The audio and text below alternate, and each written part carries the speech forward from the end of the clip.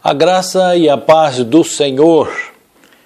Hoje vamos meditar capítulo 17 de Atos, versículos de 16 a 23. O título da mensagem é Um Pregador Comovido. Leio assim a palavra do Senhor. E enquanto Paulo os esperava em Atenas, o seu espírito se comovia em si mesmo, vendo a cidade tão entregue à idolatria. De sorte que disputava na sinagoga com os judeus e religiosos, e todos os dias na praça com os que se apresentavam. E alguns dos filósofos epicureus e estoicos contendiam com ele, e uns diziam: que quer dizer este paroleiro? E outros: parece que é pregador de deuses estranhos, porque lhes anunciava a Jesus e a ressurreição. E tomando, o levaram ao Areópago, dizendo: poderemos nós saber que nova doutrina é essa de que falas? Pois coisas estranhas nos trazes aos ouvidos. Queremos, pois, saber o que vem a ser isto. Pois todos os atenienses e estrangeiros residentes de nenhuma outra coisa se ocupavam, senão de dizer e ouvir alguma novidade. E estando Paulo no meio do Areópago, disse: varões atenienses, em tudo vos vejo um tanto supersticiosos, porque passando eu e vendo os vossos santuários, achei também o altar em que estava escrito ao Deus desconhecido. Este, pois, que vós honrais, não o conhecendo, é o que vos anuncio. Deus abençoe a sua palavra. Nós temos acompanhado Paulo nas cidades que ele está levando o evangelho, ali na região da Europa, Capadócia, Grécia. E ele passou por Filipe, Tessalônica, Bereia, e agora ele está em Atenas, a capital. E ele foi levado ali porque de Bereia ele já tinha sido expulso. Depois que ele pregou e os crentes de Bereia conferiram na palavra de Deus e aquilo era assim mesmo, conforme ele falava, e coincidiram e concordaram com o que Paulo pregava e receberam Jesus Cristo, a quem Paulo anunciava, como Senhor de suas vidas. O que desencadeou revolta dos atenienses que vieram até a cidade. Aliás, os tessalônicos que vieram até a cidade de Bereia e fizeram com que Paulo fosse expulso dali. Ficou ali em Bereia Silas e Timóteo. Paulo, chegando em Atenas, deveria esperar por eles. Mas enquanto Paulo está ali em Atenas, esperando por Silas e Timóteo, ele começa a observar a cidade. E Atenas, ela foi construída num rochedo de 50 metros de altura, com difícil acesso, para impedir, para dificultar a entrada dos inimigos. E havia muitas construções naquela cidade, que até hoje, 2000 anos, mais de 2000 anos, porque essa cidade foi construída antes de Cristo, talvez 300, 400 anos antes de Cristo. Então nós estamos aí quase a 2.500 anos das construções desta cidade. Até hoje são admiradas as suas ruínas. São pontos turísticos. Imagine então como foi naqueles dias, quando as pessoas iam para lá admirar as suas construções.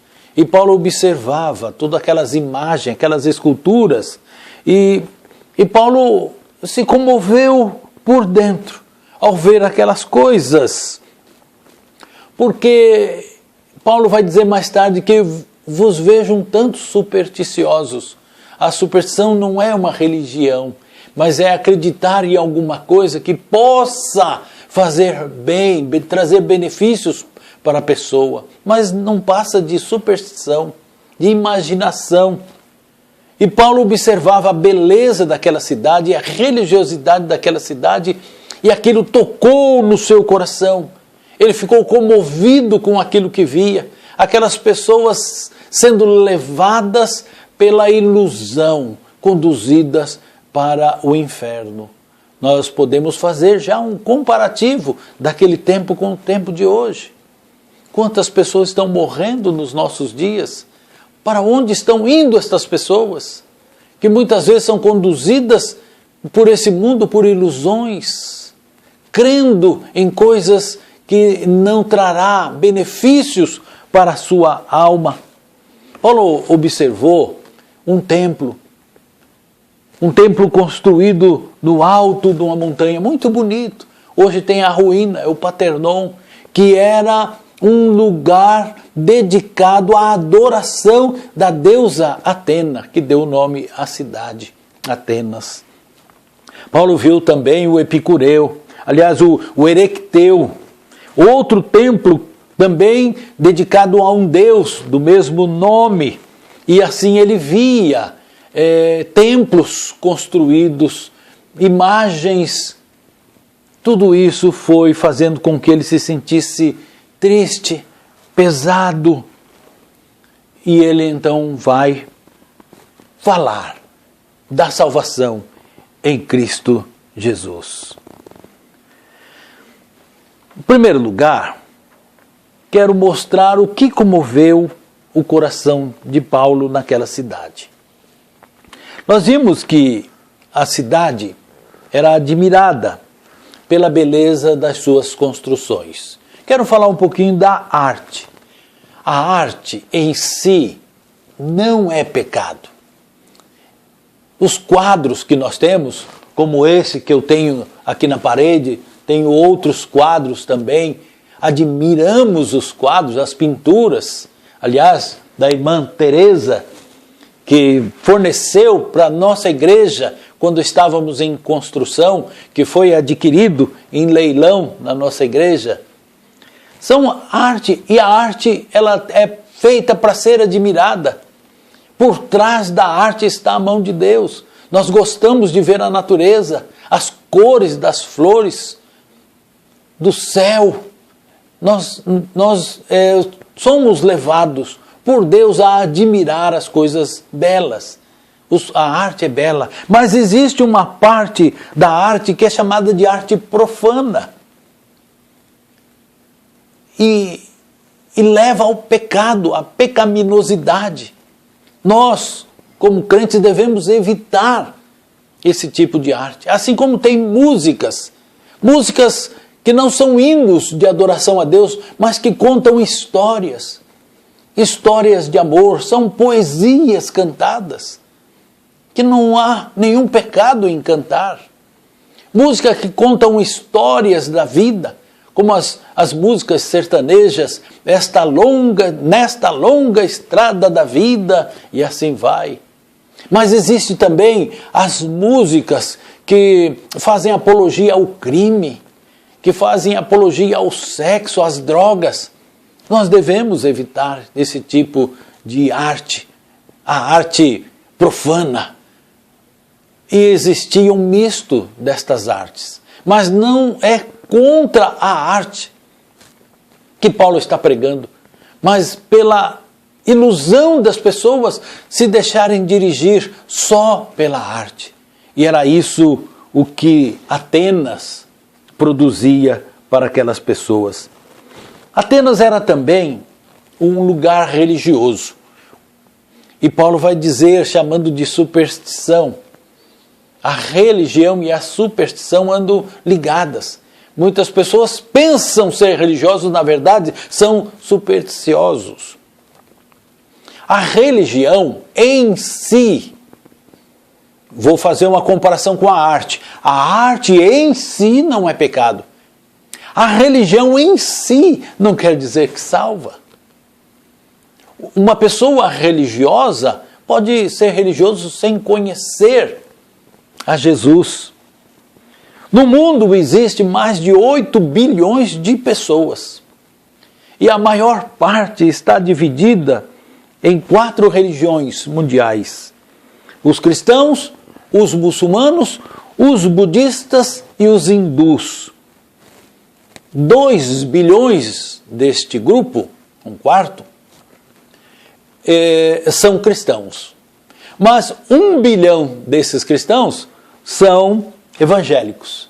Agora, deste 1 bilhão, quantos deles creem na salvação em Cristo Jesus? Quantos deles acreditam que são salvos? Ser religioso, então, não quer dizer tudo. Nós precisamos crer em Cristo Jesus como nosso Senhor e Salvador. Coisas que eles, em Atenas, nem conheciam, nem têm ouvido falar. Atenas estava entregue à idolatria. Paulo observou que havia muitos deuses que eles acreditavam. Até na possibilidade de ter um Deus que eles não conheciam, deixavam lá um altar vazio ao Deus desconhecido. E Paulo vai dizer: esse Deus desconhecido, que vocês adoram sem saber quem é o que eu vos anuncio, Jesus Cristo. Eles adoravam toda forma de ídolo. E ídolo, nós sabemos que é pecado, porque lá em Êxodo capítulo 20 está escrito: não farás para ti imagem de escultura para adorar, não te ajoelharás perante ela, não as servirás. E quanto que a Bíblia fala das imagens, que parece que ouvem, porque você fala, elas ficam paradas, mas elas não têm ouvido. É uma massa. Elas têm mãos, mas não movimentam as mãos. Têm pés, mas não andam. São imagens. É pecado, conforme a palavra de Deus, servir essas imagens, adorar essas imagens. Adorarás somente o Senhor teu Deus, só a Ele prestarás culto. Existem outras formas de cultos, também mais ainda agressivas, que são o culto ao demônio. Existem igrejas que cultuam o demônio. Então, ser religioso em si não quer dizer nada. Eles precisavam ouvir de Jesus Cristo, da salvação. Mas quando Paulo começa a pregar o Evangelho, eles se mostram hostis. Veja o que diz os versículos 18 e 19. E alguns dos filósofos, epicureus e estoicos, contendiam com eles, e uns diziam: que quer dizer esse paroleiro, falador, esse papagaio? Que quer dizer esse homem que fica gritando nas esquinas das ruas? Que quer dizer? E outros diziam: parece que ele prega um Deus estranho. Porque Paulo anunciava a Jesus Cristo e a ressurreição. E tomando-o, levaram Areópago, que é um tipo de um estádio.